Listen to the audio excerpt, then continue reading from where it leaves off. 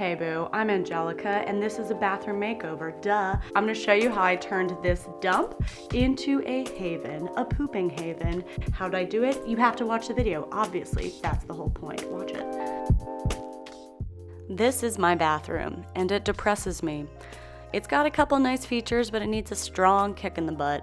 So I started with updating the vanity with some classic renter-friendly moves. I updated the hardware with these brushed brass drawer pulls from Etsy. They're affordable and hot, sexy, cool. Linked below, duh. In my recent bedroom makeover, the decor style was a little funkier. I wanted to try something more traditional and classic in the bathroom. I love the look of designs by Studio McGee, and I wanted to take that inspo and make it just a little moodier. Okay, countertop. This marble contact paper defies all physics. It is thick, shiny, durable, and very convincing. Would I prefer to have real marble or stone countertop? Sure. Do I wish I was 5'7"? Of course I do. These are all easy questions, but in reality, I'm renting this house, I'm not buying marble, and this contact paper truly nails it. I've used it before. People usually don't even notice that it's not really marble. And that is the ultimate dream here, fooling the masses. Just start at an edge, make sure it's perfectly lined up, and then gradually unroll the paper and smooth it out with your hand. That's how I do it. Okay, I want to transform this vanity into a sort of double vanity, you know, 2 mirrors, 2 sinks, etc. So I started by replacing this giant mirror with 2 individual mirrors. I considered a couple different options, I'll link them all below, but ultimately I chose this one from Target because it had the perfect dimensions for what I needed. When I need to hang something like this mirror that has 2 hooks, I use a piece of painter's tape to mark each of the holes, and then when you apply it to the wall, you know exactly where to drill. Fun. I would really like to hear where people are getting their mirrors. I always struggle finding a good mirror at a good price. In the comments, that's where you let me know about the mirrors. That's where you let me know about the mirrors. It was at this point that I decided I was bothered by these shelves I had bought. The gold finish was very yellow and didn't match the other gold hardware in the room. I decided to try and spray paint the shelves. Now, there are lots of terrible gold spray paints. I've tried them all and failed. This one was widely reviewed as being the best gold finish, and I did love it. It was the exact soft brushed brass finish I was looking for. Definitely recommend it.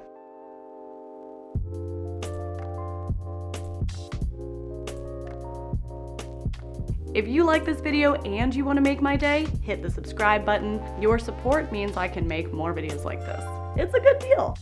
Now, there is this classically terrible lighting fixture above the sink, except that it's not even above the sink, it's not centered over anything. It's an asymmetric nightmare. I could upgrade to a new lighting fixture, which is money, but since we won't be in this house forever, I just spray painted the fixture gold, and spoiler, that was a terrible move. It just brought more attention to it. Attempt 2, I decided I would just paint over the light fixture when I painted the rest of the room and try to make it as camouflaged as possible. I debated between a bunch of colors. Are these all even different colors? I can't even tell. I was stuck between these 2. I slept on it, and to be honest, I decided it didn't matter that much. I liked them both, so I just picked one. Boom, decision made. Have you seen the movie No Country for Old Men? I am Javier Bardem. Flip of the coin, baby. The audio didn't come through on this clip, so we'll never know what deranged thing I was saying, but I do remember I was wearing these sunglasses because I couldn't find my protective goggles, which I was wearing because I needed to sand down the walls before painting. If your walls have a bad previous paint job with messy paint, you really need to sand that down because no new paint color is going to make that look good. I knew I wanted to do something a bit darker to get high contrast with the bright white tile. One thing I tried differently this time with painting was opting for the 1-coat guarantee paint. Your hardware store will sell the 1-coat guarantee paint. You can do it for any color.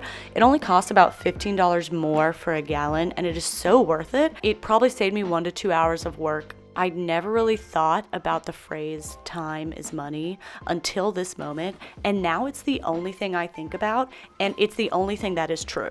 Time is money. So upgrade to the 1-coat guarantee. You won't regret it.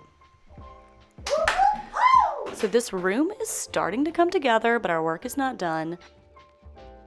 This big paned window is great, but I want to change the metal finish of it to a black matte finish. Painting metal is generally a good option for spray paint, especially the Rust-Oleum brand. If you're painting something that's going to be outdoors, you want to go with an oil-based paint, it'll be more durable. If you're painting something indoors, you can do just water-based or acrylic. That will be adequate and the fumes will kill you less rapidly. I used an acrylic paint on this window because we never touch it or handle it. It's not high traffic. It was hard to paint in all the crevices of the grout, and I ended up kind of just globbing paint all over and then wiping away the excess that was on the window, and that worked pretty well, if I do say so myself.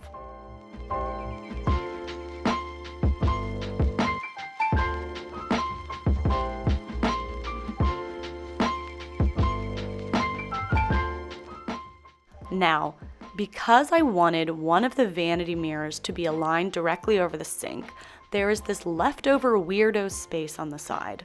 I wanted to use a wall sconce to balance it out a little. If I owned this house, which I do not, I could get an electrician to hardwire something so we could have a legit sconce there. Instead, I'm going to go with the sconce more as just like a kind of sculptural decorative object, the same way I have vases around here, and the vases don't have a light that turns on. It's just a sculptural thing that adds something to the room, like a piece of art on the wall.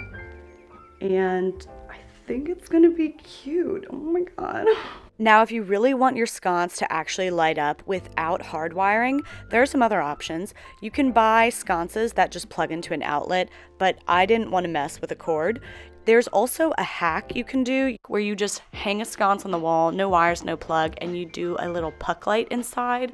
They have remote control puck lights, so you can kind of get it to work like a light. I'll link a tutorial on how to do that, but I just felt like I wasn't that desperate for a light, and I wasn't really going to use it that way. Look at that freaking sconce! Okay, so this is my lecture about shower curtains. Are you ready? The best shower curtain is no shower curtain. Shower curtains are pretty much always gross, no matter what way you slice them.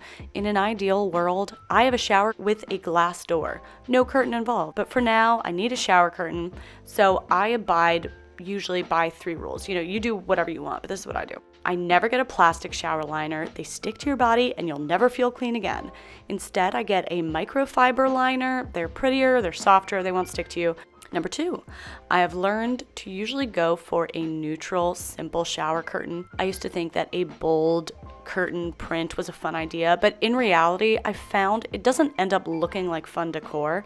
It just looks like a loud shower curtain. Again, curtains are gross. So I went with neutral cream curtain with a subtle print. Number 3, Target has all the best shower curtains. Always, always, always, hands down. Number 4, okay, I actually have 4 points. I like to do a double shower curtain. I don't know, the symmetry just does a lot for me, and something about it feels slightly more luxurious, like still gross, but a luxurious gross. With all the neutral tones in the room, I wanted to use a bath mat to bring in a bit more color and make the dark walls really pop. I love the sort of Persian design here. This is not actually a bath mat, it's a legit rug. And I was a little concerned about whether it would absorb water, but after many showers, we've had no problems. I love this as a bath mat. It's great, it's beautiful. I've got one trick left to complete this double vanity look. So obviously, I'm not installing a second sink. Instead, I'm going to use a large round tray to mimic the shape of a second sink. And then it'll just be a little like vanity primping area with a nice candle, jarred items, perfume, jewelry, whatever. I'm using a Lazy Susan actually, but a Lazy Susan or a tray is a great way to corral a bunch of disparate items or trinkets. It just simplifies the way your eye looks at it.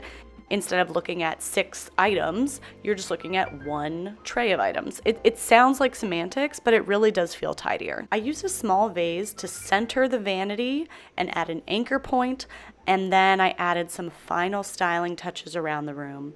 When styling, try to bring in your accent colors and plants to help bring in a little touch of life.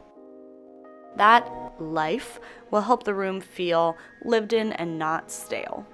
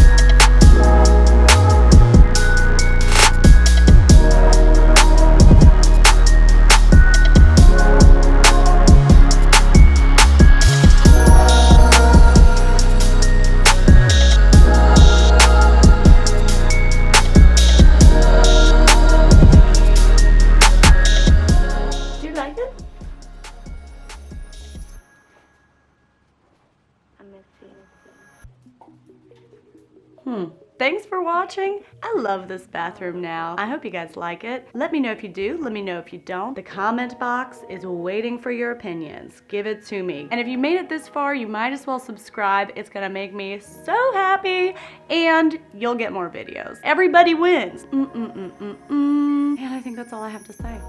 Okay, bye.